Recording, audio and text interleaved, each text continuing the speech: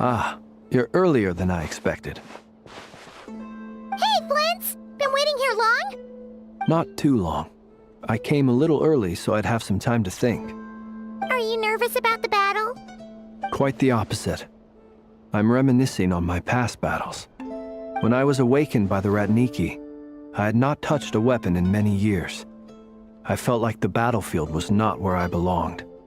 But after waging war against the Wild Hunt for so long, I came to realize something.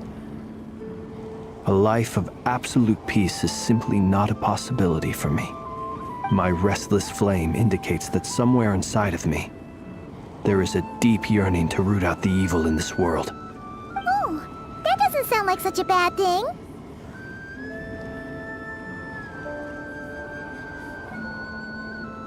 Well, in the past, when I was a Fae whose primary concern was hibernation, it was hardly ideal. But it certainly serves me well here in the present. And I am delighted to be able to join forces with you in this endeavor. Looks like I'm not the first to arrive. Ah, Miss Lauma. Did you sleep okay last night? I struggled to settle down at first, because of the nerves. But don't worry. I got enough sleep in the end. I'll be just Please, I'm just doing my part. Never! Over here!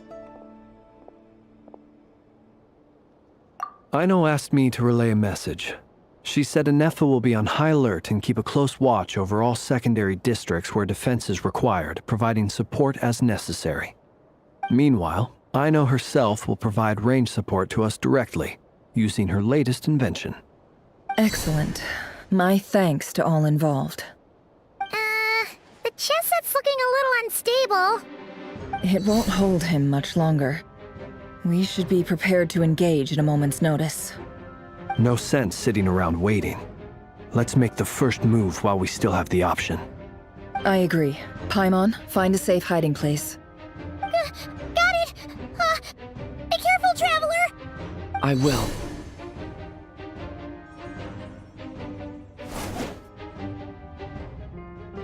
Everyone, take your positions as soon as the battle starts. Every ounce of strength we have in our bones, let us bring to this fight. Ready?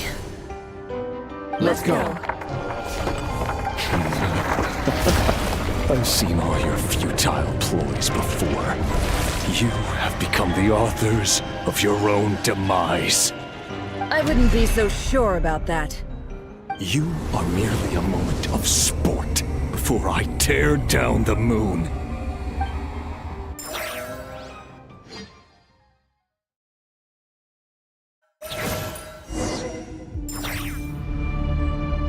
Stay on Moonlight betrays you. You too! You're just dead meat! Let me help you guys. Big this!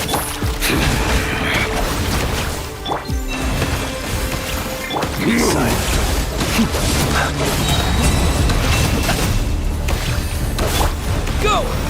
The moonlight betrays you! Hunt them down! No more lies. Seek within.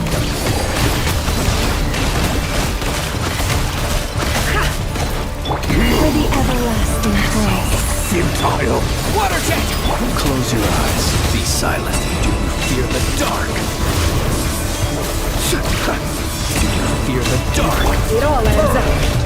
It began with the moon, and so shall it end. The moon will protect you.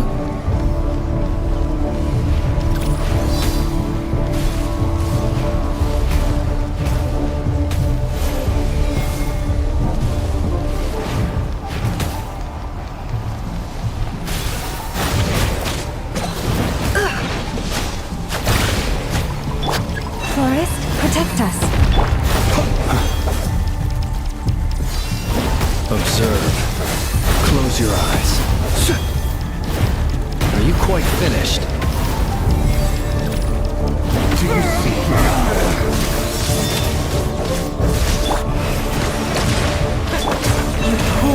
From here, when will it be as you foretold?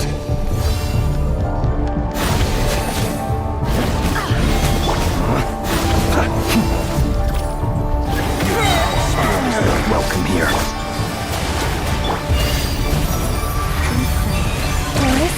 It all adds up. It all falls into place. The mystery unravels. It all falls into place. No more lies. Futile. The moonlight. Traitor. Moonlight is overrated. Who wants to go first?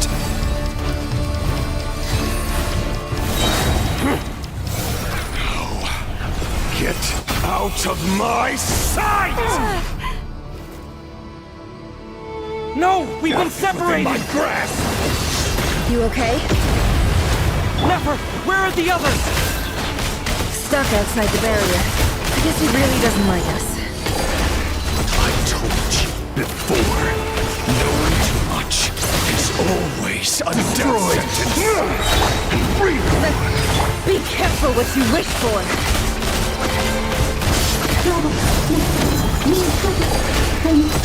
Lauma! Can you hear me? Silence. At least I know they're still there. I need to focus. Stick to the plan. Remember my most important task. Just keep stalling. If I can stall him for long enough, the moment will come.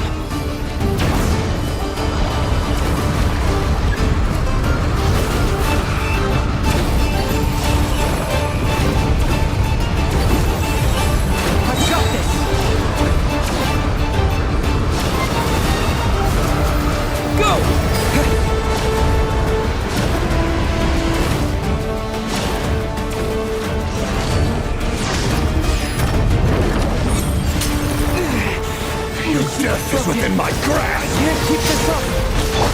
Don't push your luck. Can't hide the truth.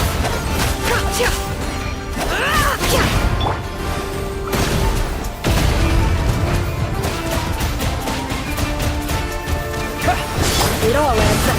How unfortunate. Time to come clean. The mystery unravels. Bombs away! No more lies. Time to come clean. Can't hide the truth. It all falls into place.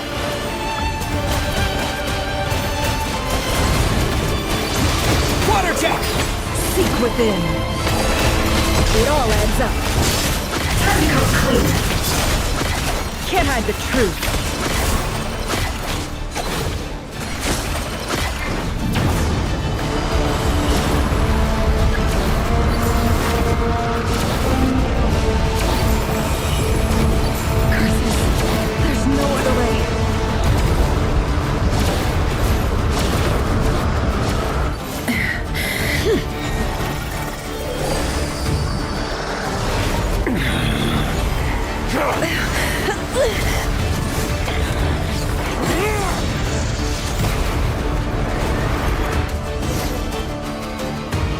The only way to defeat Rarer is to borrow his own power.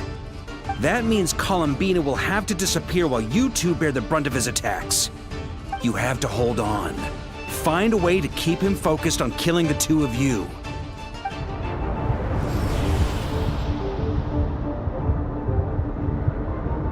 Nefer, your eyes are bleeding. Soon you will be powerless to resist. And then, I will reduce you to dust. But that dust will plague your memories. Come on, keep holding on. Any other tricks up your sleeve? Let's see them. As entertaining as they are, you've backed yourself into a corner. You don't fool me. I see your fear clear as day. I have to stoke his rage. Make him unleash everything. You fear what you could never defeat. You fear the thought of never being able to save your beloved. You cannot win the fight against fate, Rerir. Is that what you think? Well, now it's your turn to feel afraid!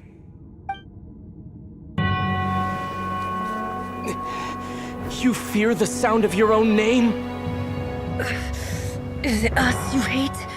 Or is it what you've become? Let's see what becomes of you!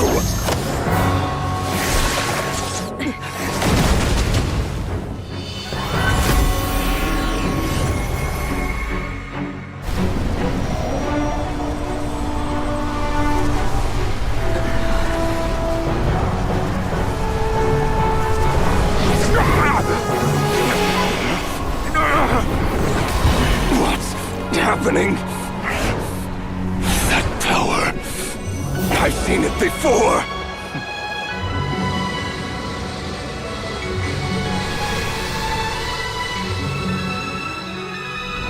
His power is on another level. We'll need to use an alchemical array to convert his power into a usable form. Then quickly channel it into Columbina, rendering her powerful enough to compete with him. I'll join you. I can help.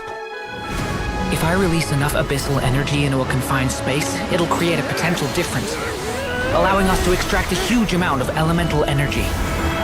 Next, I'll synchronize with everyone's minds using Pyro, then give you temporary access to their abilities and fields of view. But it won't last long. Can you see? Well enough. So, we have a student of Gold Rhine-Daughter in our midst! How about that?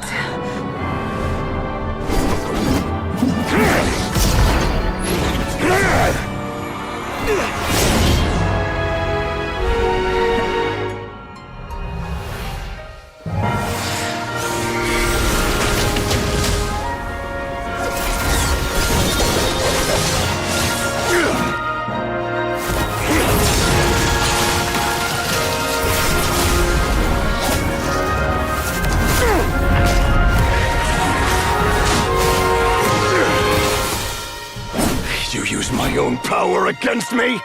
Just like how you stole Kuvaki. Look familiar?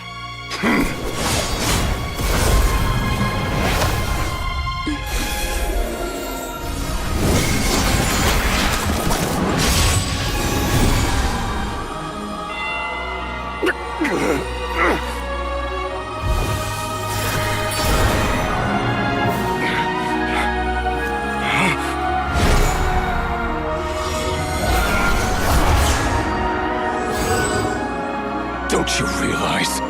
You don't have the power to hold that gate open! I don't, but someone else does.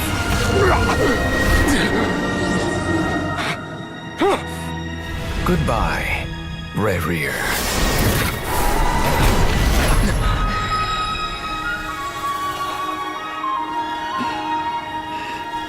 We won.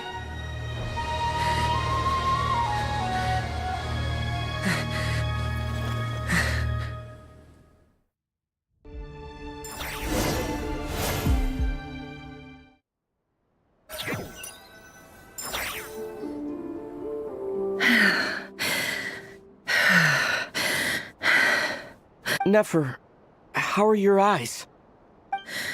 They're fine. Apart from the blindness, of course. It's not too late. Let me handle it.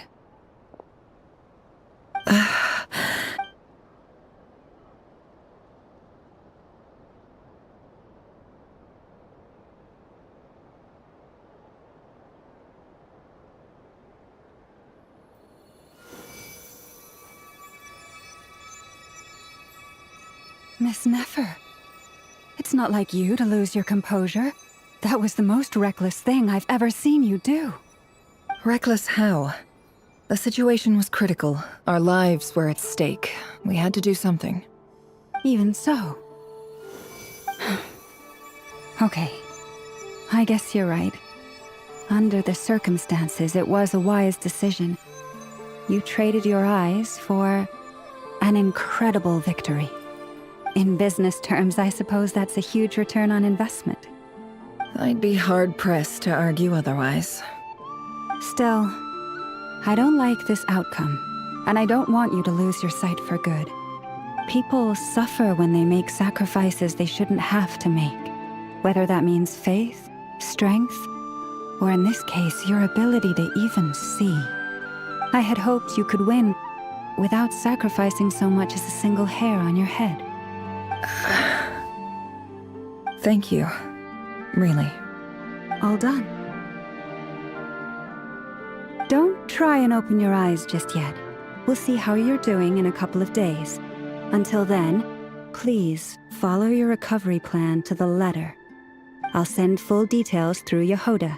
For now, just get yourself home, relax, and rest. My dear friends, we have fought bravely and achieved a spectacular victory. A dark cloud has been lifted from the skies of Nodcry. All in this land will be grateful for what you have done. The moon will remember this day. Thank you both.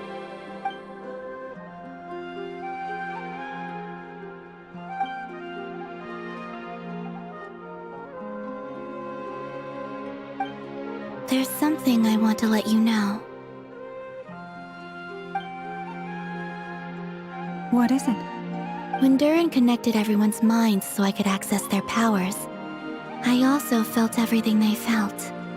And since Nefer's eyes were injured, my eyes are hurting now too. Huh. Hold on. Let me try. I only feel the pain.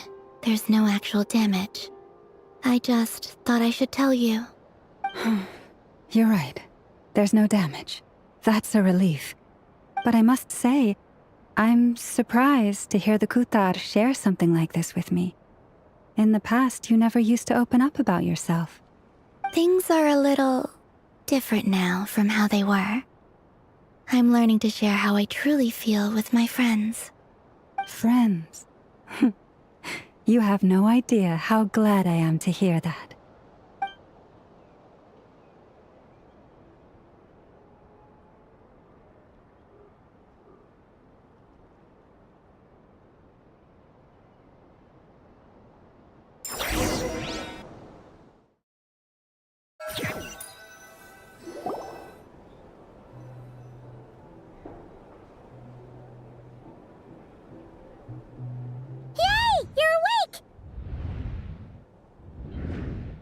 How are you feeling?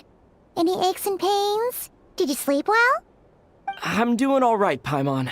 No need to worry about me. Phew, well that's good. Paimon's been sitting on the edge of the bed worrying about you for ages. You slept a whole day and night. Poor Paimon had to eat all by her lonesome. Glad to hear you didn't starve. How was the food? Well, it wasn't the same without you there to share it. Honestly, Paimon just can't relax when you're not your usual self. She couldn't enjoy the food and settle down to sleep. Well, I'm back to normal now. Oh yeah, and Albedo swung by earlier.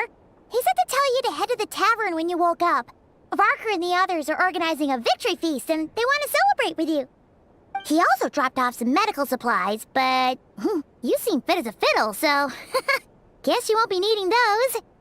If you're feeling up to it, let's head over now. Wouldn't want to keep them waiting.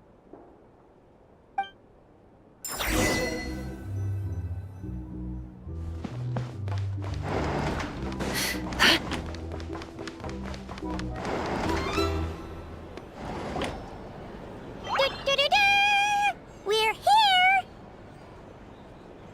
Oh, Traveler and Paimon! Perfect timing! We were literally just saying how there's no way we're holding this victory feast without you any longer, and we would have postponed it till tomorrow. How are you feeling today? Much better. Thanks. Relieved to hear it. If that changes, just let me know. Happy to check you over at any time. Yep, we're here for you. Anything you need, just let us know. Oh wait, where's Nefer? How are her eyes doing? Nefer's right over there. I'm sure she'd love to catch up with you.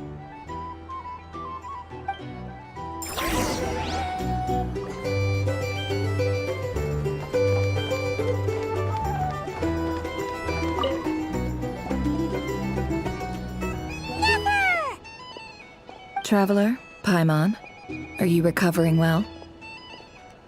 Turns out that moon chanter has some real talent after all. My eyes were mostly recovered after just a couple days' rest. I can actually open them again now. Yeah, but you gotta be careful. Lauma says not to strain your eyes while they're still healing. Yes, thank you. I'm well aware. Yehoda, could I borrow you for a moment? I could do with an extra pair of hands. Oh, sure. Coming. Did you hear that? I gotta go help Lauma for a second. You guys chat among yourselves. I'll grab us some drinks on the way back. Paimon, you still like 'em sweet? You bet. Make it extra sweet, because Paimon's earned it. Sure thing.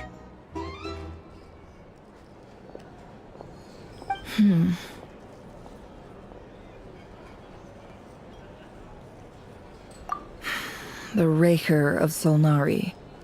Kind of a snake, don't you think? No, definitely a snake. A poisonous one who spewed his venomous hatred everywhere. Anyone who seeks revenge out of hatred for other people has become a snake. That's something my dad used to say. Perhaps. I'm sure it sounds like a very wise and open-hearted perspective to your ears. But me? I think hatred is a perfectly justifiable emotion. What else is left when everything you depended on in life gets stripped away? Something's gotta fuel that drive to keep on living. If you're worried about me, you can nip that in the bud. I'm not someone who gets stuck in the past. It's just... I suddenly feel like I was wrong to call my father a liar. He was just a fool. That's why the Academia turned their back on him, and why the other tribes ganged up on him. Oh, father. How much— Look at the Ibis King. Thoth is a fiendishly cunning liar. And yet, strangely, he feels more like a father to me than my real dad ever was. He's never brought it up, but I'd bet he feels the same way. Why else would he give me the power to perceive the truth, while at the same time training me in the art of deception? Well, King Deshret banished him to Aru, which is essentially a prison, and posed 3 questions to him. He promised that he'd have his freedom if he could find the answers. His response was to take on a physical form and approach me, hoping that I could become his envoy and search for one of the answers on his behalf. Did he really think I'd fall for that? He's stuck there. He can't make me return what he gave to me. So that's enough for you to decide he's nice, is it? He's a prisoner, and he was scared. So he decided to perform some good deeds to win people's approval. He lives in fear because he's a deceiver. How is Rerir any different? You can't work as a spy your whole life and expect a happy ending. It's preposterous. Yet I can't say I don't understand it. Liars live in the darkness of their own making, but it's still human nature to want to go on living. They say that a liar's soul is the most worthless thing in the world. What do you think? Oh, really? Well, it takes a very kind person to find compassion even for liars. If you ask me, the soul of a liar really is worth nothing. Because all they care about is themselves. For example, when something good falls into my lap, I don't go sharing the news around. Stops other people trying to steal it from me.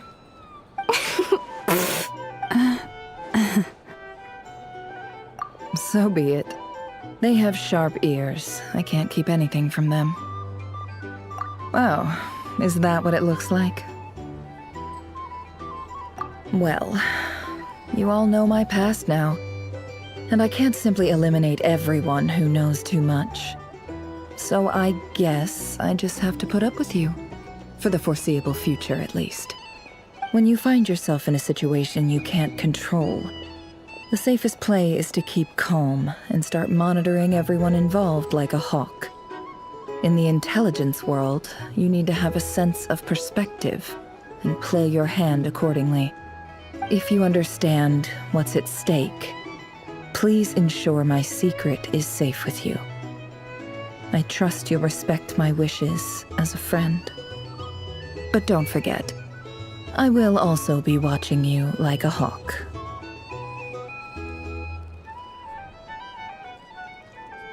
Very good. Oh, wait!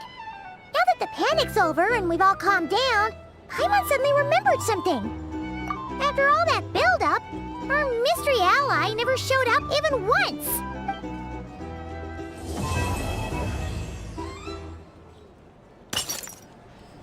Huh? Am I imagining things?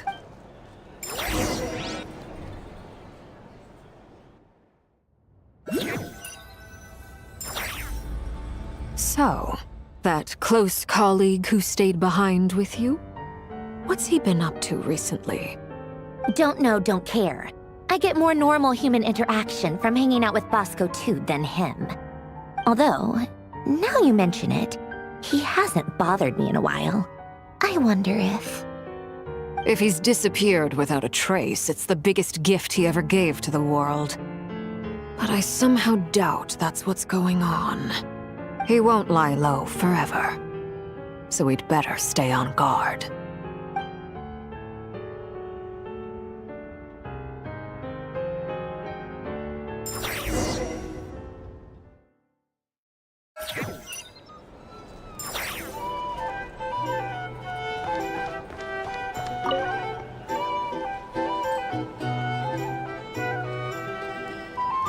Ah, Lord Sangama Bay. How lovely to see you. I must thank you for the device you provided. It was an enormous help. Would I be right in thinking that it was developed by the Academia? Why come and ask me when you clearly know already? I mostly came to thank you. That's more like it. A little gratitude goes a long way with Lord Sangama Bay. Play your cards right, and you might even stand a chance of becoming my long-term supplier.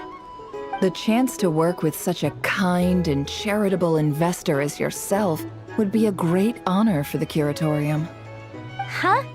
Charitable? Who said anything about charity? First time hearing about it. Let's see. The first plot of land you purchased in Nodcry, your desert interests, and... Stop! What do you think you're doing? Exposing my investment history! It's nothing to hide from. They're all perfectly legitimate investments. And some of the land you purchased was with the intent of building a sanctuary? Yes, I heard about that too. How did you... You're a curious case, Lord Sangama Bay. You don't like people finding out about your good deeds, do you?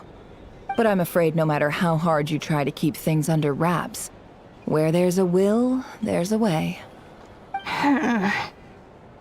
You did it for Sumeru, didn't you? It was empty land that was gonna go to waste otherwise. I figured if I built something there, it might at least get some use in an emergency. Disasters are capricious things. They strike without any warning. I've lost family to a disaster before, and I don't want to lose any friends or business partners if I can help it. My elder sister used to dream of finding a sanctuary. Somewhere with plenty of food, water, and medicine. Where everyone could live happy lives. It was something I looked into, but after discussing things with the Dendro Archon, I decided on a more effective strategy. The tech people handled the tech, and Moneybags provided the Mora. It just made the most sense. It's a pity that so few people know the truth about you. Everyone says that you view everything in terms of Mora, and all you care about is growing your own wealth. So, what's the problem with that? Everyone wants to be rich. It's human nature. So yes, I love Mora, and it's nothing to be ashamed of. But surely you have dreams of your own beyond just making Mora. You don't get it, do you? My dream is to invest in other people's dreams. And, make a nice little slice for myself along the way. Just thinking about it makes me happy. That sweet, sweet sound of Mora. Thank you. For the device? And the pendant. Oh, that. I was just returning a favor. Don't worry about it. Seems like we've both been away from home for a very long time. Yeah. So long that I barely remember what my family even looked like. That would be your mother, father, and sister? Yeah, though it's been years since my sister passed away.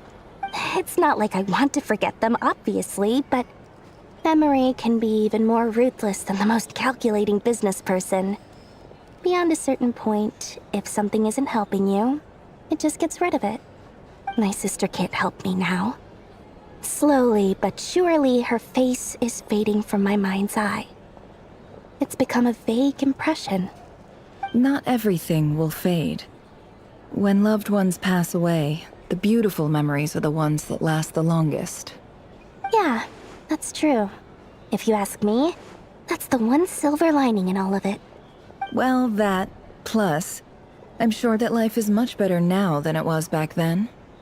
Oh, absolutely. I have tons of Mora, a big beautiful house, business is booming, and I'm as happy as can be.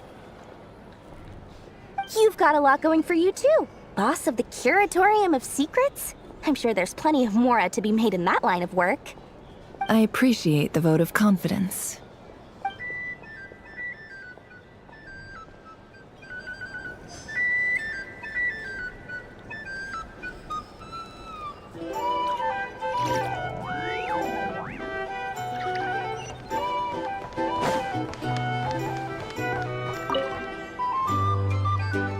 How have you been holding up? Any adverse reactions? If you start to take a turn for the worse, make sure you tell me right away. You don't need to worry about me, Grandmaster. I'm fine. I mean, I barely did anything, so... What? You're too humble, young man. You played an indispensable role in the battle for Notcry. We can't thank you enough for your support. Sometimes, when people praise you, it's because you deserve it. The best thing is to accept it calmly and with grace. It's important to learn how to respond to words of admiration. Let's do a quick demonstration. Albedo, that was an incredible feat of alchemy. The pressure was on, but you worked flawlessly at lightning speed to get the job done. Thank you. I can't take all the credit, though. Durin played a big part in forming the alchemical array. See? Did you catch that? A masterclass in how to take a compliment. Okay, yeah. I did work pretty hard to help prepare for the battle. No point denying that. Hey, you guys!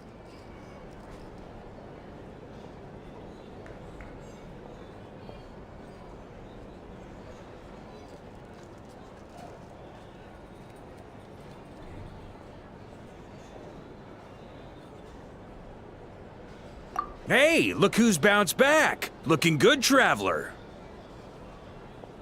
Seems like you've recovered. You won't need to take any more medication. Can I get you a drink? Huh? You know how to order at a bar now? You've sure learned a lot recently. Handling a drinks order is ridiculously simple compared to alchemy. Don't worry, I'll blend into society yet. Paimon believes it. You're clearly a fast learner, just like your brother. To be totally honest, though, Paimon didn't quite follow all the details when you first explained the plan to us. Don't worry, that's completely understandable. Unless you're a student of alchemy, it's hard to grasp the principle and how the process works. To put it in the simplest terms, we saw how our enemy stole the power of Kuvaki, And that gave us the idea of stealing his power to turn it against him. When facing an enemy you have no hope of defeating, it's best not to engage them in battle. So, instead of looking for a way to overpower him, we decided to help Columbina get strong enough to at least stand up to him in a fight. For this to work, we had to analyze his modes of attack, confirm who his main target was, and make sure that he wouldn't go beyond the range of the alchemical array. For added security, we prepared a total of 4 arrays. But to mitigate the impact of the battle, we identified one location in particular as the ideal spot, which is where the confrontation took place. The alchemical array absorbed his abyssal power. Then Durin processed it to render it usable by Columbina. That power enabled her to do what would otherwise have been nigh on impossible. What surprised me was that Dainsleif actually agreed to join us. Given his history with Rerir, he had every right to sit this one out.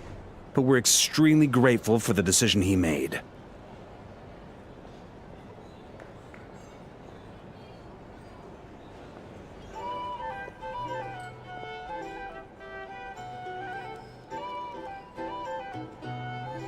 It must have been a painful choice to make.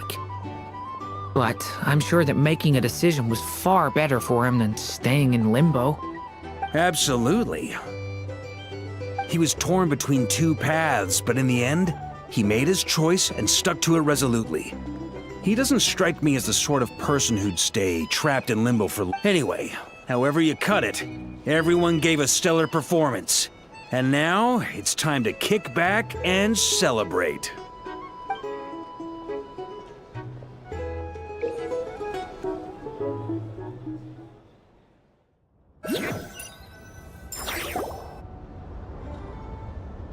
That's the only reason you're here.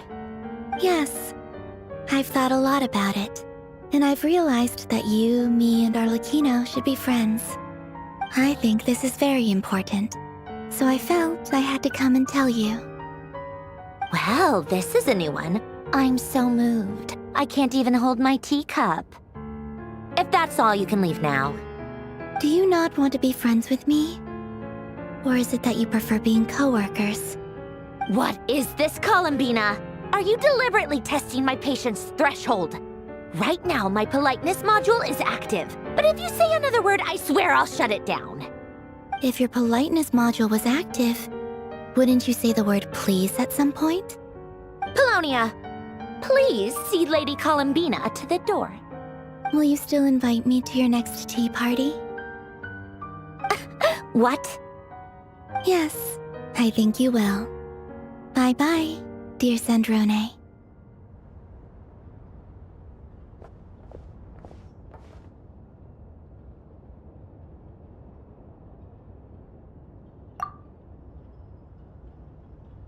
Last time, the Wild Hunt escorted you out. Would you rather I handled it myself this time? We just wanted to, see how you were doing now that it's all over. Why?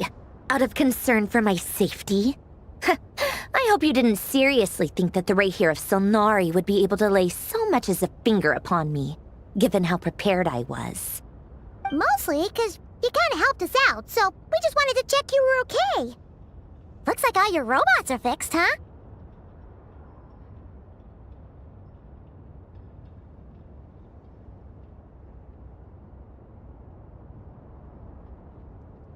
Oh, don't you worry about that. Tea time is already a write-off. The visitor before you managed to kill my appetite. If you're in the mood for tea, go ahead and help yourself. Otherwise, it's going to waste. My coasters are still missing in action, though. Use this notebook instead. Whoa! Pretty hefty notebook. Look at all those calculations. You can ignore those. They're just dumb scribblings. I doodle and write in my free time. Sometimes I remember the distant, dreamlike past. Sometimes I imagine the far-flung future. And other times, I grit my teeth and note down all the crazy nonsense going on in the present. Some people do the crosswords in the newspaper. This is my equivalent of that. Trying to predict the future is like daydreaming. And writing about the present just makes me furious. The past is my favorite. If nothing else, it's already set in stone, so I don't have to rack my brains trying to figure it all out. Huh. Although, having said that, the only vaguely interesting memory in my past is probably that guy they call Lord Artificer.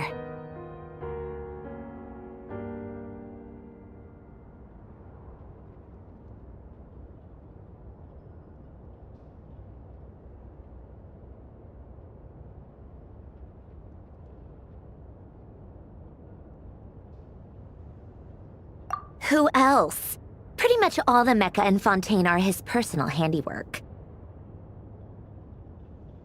Wait, are you saying you know him? Like, personally? As a friend? I mean, I guess we were friendly enough. Yep. In fact, I'm probably the only normal person left who knew him at all. We used to chat occasionally back when he was still around. Before he passed away, he asked me to destroy all his manuscripts. I honored his request, but I did read through everything first before destroying them. I mean, I couldn't let the genius of Lord Artificer Alain Guillotin disappear like that. Would have been such a waste. So, that's where the formulas in your notebook are from? I just told you. Those are my equivalent of crossword puzzles. They're just dumb formulas that I solve for fun when I'm bored. Alain's work was like epic poetry. The formulas in my notebook are just silly little riddles in comparison. Not that there's anything bad about them. I mean, at least, solving those riddles isn't going to hurt anyone. Except me, 'cause I lose a few brain cells in the process. Anyway, while we're on the topic, I might as well tell you about what happened to him and his friends. Alain Guillotin had two close buddies, René and Jacob. They spent their childhood years together in the Narzissenkreuz Institute. They were all quite competitive, so there was some rivalry between them, but it was a friendly rivalry. But beneath the friendship and the rivalry ran something deeper, a sense of nostalgia for the past. Unfortunately, childhood would end. The prophecy would come true, the apocalypse would arrive, and the future would never be. A mad dream that would normally only capture the minds of lunatics began to take root in their hearts. A dream of saving the world. And if René and Alain had been people of lesser wits, that dream would probably have ended up as something for them to joke about in their older years. But alas, they were some of the sharpest minds around. They nurtured that dream with the full power of their intellect, and it grew into something that ate away at their souls. The first of them to fall under its spell was René. Against Alain's wishes, he persisted in experimenting on a mutual friend of theirs to try and save their life. Alain did not approve and parted ways with René. It's complicated. Alain wanted to believe that René only did what he did for the sake of their friendship. But when he told me about what happened, I could tell he still had some suspicions about René's motives. Perhaps the seed that would grow into a nightmare had already sprouted in René's mind. Even then. The next time they met, René's soul had been completely engulfed by the dream of salvation. His futile attempt to change the tide of fate only resulted in a wave that swallowed up the world, even before the apocalypse came. And although that wave died down eventually, I hear that it just recently came back with a vengeance. As I understand, René wanted to live out his dream of salvation once more. But I'm told that the attempted resurgence finally died out for good. At long last, René awoke from his deluded dream. Though of course by then it was far too late. What do you think of René? Do you admire his transcendent genius? His view that any price was worth paying to achieve the lofty goal of saving the world? Or do you despise him? Dismiss him as an evil madman who wrought havoc on the lives of everyone around him as he pursued his delusional dream?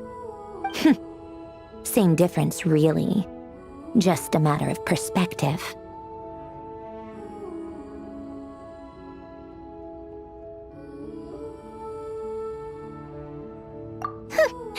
doesn't surprise me. You share one thing in common, after all. You both want to be the savior. The only difference is, your dream came true, and his... well, he wasn't the one who made it come true.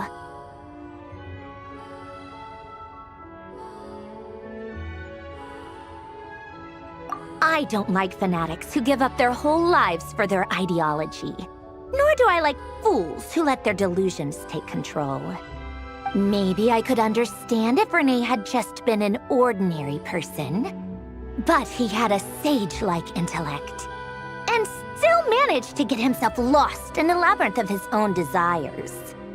Anyway, that's enough about Renee. Now, moving on to Alain Guillotin, the Lord Artificer.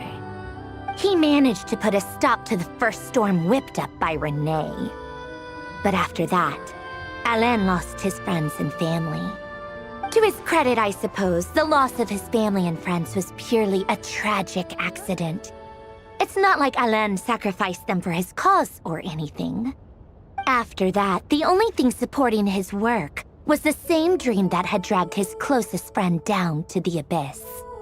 But although the desire to save Fontaine drove him to found the Fontaine Research Institute, Alain continued to reject any form of transcendental knowledge or power. He was suspicious and fearful of it, having seen the way it had affected his closest friend. I think that formulas and machines derived solely from human intellect were the only thing that gave him a sense of spiritual comfort. Yet Alain's intellect was simply too great. It barely left him space to breathe in his lifetime. Once he realized that the end of his life was approaching, he finally accepted the truth. The Nazissenkreuz Institute needed someone, and a human being, to see its story through to the end.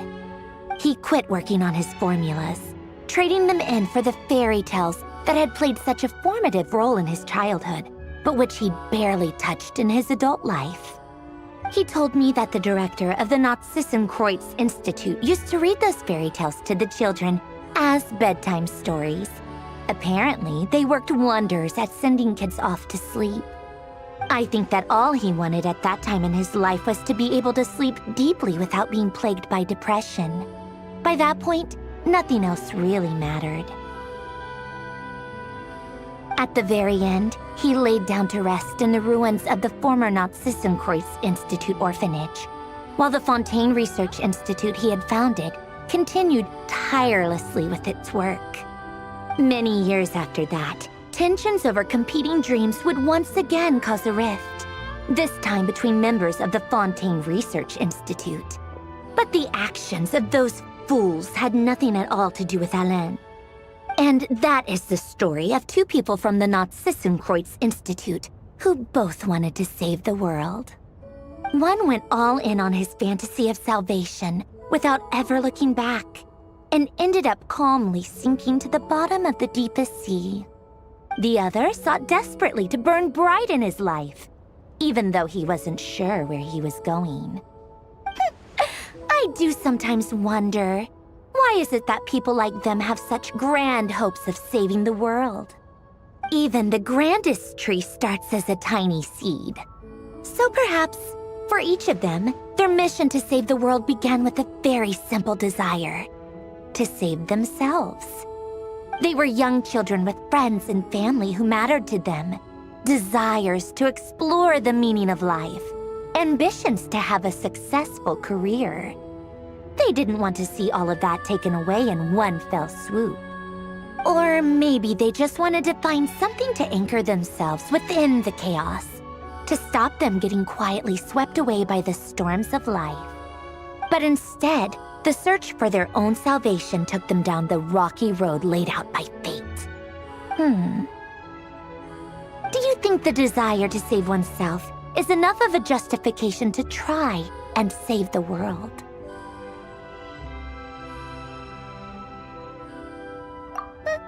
The way you said that sounded just like Alain. I asked him the same question back when he was in his prime, putting all of his energy into his work. He gave the exact same answer as you did. No elaboration, Just a quick short answer before getting right back to his work. He was always that way. All right, tea time's over. I owe Arlecchino a favor for telling me these stories. I'll have to bring a whole sack of gifts the next time I visit the House of the Hearth. I'm gonna go tinker with Polonia now. You guys can do whatever you want, as long as it doesn't involve interrupting me. Polonia, exit hibernation mode. Begin diagnostics.